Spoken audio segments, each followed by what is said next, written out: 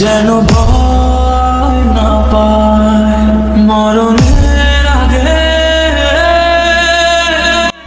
ভাই রাগ করেন না, বাংলাদেশের প্লেয়ারগুলোকে দিয়া খেত পরিষ্কার করা লাগবে, বুঝলেন? এগুলো কোনোদিন উন্নত হয় না।